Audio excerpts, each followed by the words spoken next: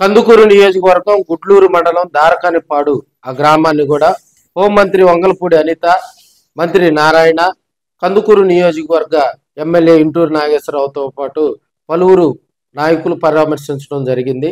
లక్ష్మీనాయుడు భార్యతో వంగలపూడి అనిత మాట్లాడటం జరిగింది. అదేవిధంగా అక్కడ జరిగినటువంటి వాస్తవ పరిస్థితులను తెలుసుకోవటం జరిగింది. లక్ష్మీనాయుడు కుటుంబంతో పాటు హోంమంత్రి మీడియా సమావేశంలో మాట్లాడటం జరిగింది.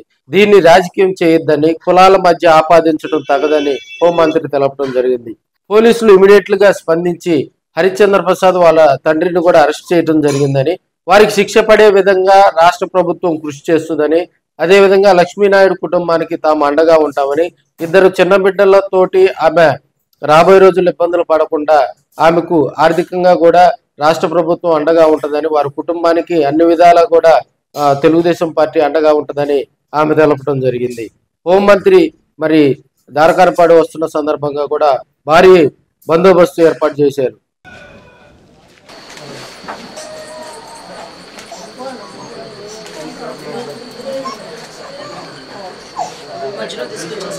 ఇంకొకటి ఏంటంటే కులాలకి ఆపాదించి కుల రాజకీయాలు చేయాలని చేసి దీన్ని అనవసరంగా రాజకీయాలకు ఉపయోగించుకోవద్దని మిమ్మల్ని అందరినీ కూడా చేతులెత్తి నమస్కరించి నేను అడుగుతున్నా.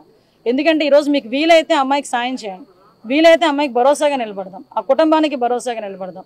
ఈరోజు గవర్నమెంట్ ఇన్సిడెంట్ జరిగిన వెంటనే ఇమీడియట్గా మేము తెచ్చుకున్న అబ్బాయికి అదుపులోకి తీసుకున్నాం.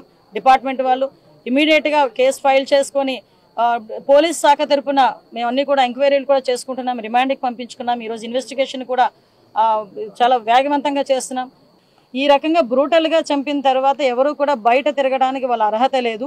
ఇమీడియట్గా వాడికి శిక్ష పడేదానికి, నిందితుడికి శిక్ష పడేదానికి ఎటువంటి చర్యలు తీసుకోవాలన్న దాని మీద కూడా ఒక సమగ్రమైన నివేదికని సమర్పించమని నన్ను, ఇక్కడ నారాయణ గారిని, అదేవిధంగా బొలిసెట్టి శ్రీని గారిని కూడా ఈరోజు ఎన్డీఏ కూటమి తరపున ఒక కమిటీని ఇక్కడికి పంపించడం జరిగింది. మేము ఇక్కడికి వచ్చిన తర్వాత అమ్మాయితో కూడా అన్ని విషయాలు చాలా క్లియర్గా మాట్లాడడం జరిగింది. ఆ అమ్మాయి తన సొంత సోదరితో చెప్పుకునే విధంగా ఈరోజు తన విషయాలన్నీ కూడా ఏం జరిగింది ఏంటనేది కూడా మొత్తం అంతా చెప్పింది. గౌరవ ముఖ్యమంత్రి గారు కూడా సాక్షాత్తు అమ్మాయితోని మాట్లాడడం జరిగింది, తనకి భరోసా ఇవ్వటం జరిగింది. అమ్మాయిని అన్ని విధాల కుటుంబపరంగా అదేవిధంగా అన్ని విధాల అమ్మాయిని ఆదుకుంటామని చెప్పి అమ్మాయికి భరోసా ఇవ్వడం జరిగింది.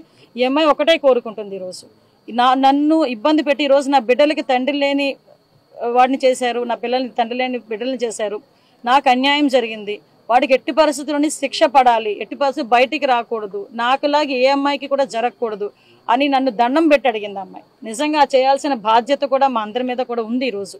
ఎందుకంటే ఎలా పడితే అలా ఇష్టానుసారంగా మేము చెప్పిందే వేదం, మేము ఎలా చెప్తే అలా జరుగుతుంది అనుకునే రకంగా ఉండి ఎలా పడితే అలాగ అమ్మాయిలు ఇబ్బందులు పెట్టే పరిస్థితి వచ్చి ఇలా చంపుకునే పరిస్థితులు వస్తే డెఫినెట్గా గవర్నమెంట్ చూస్తూ ఊరుకునే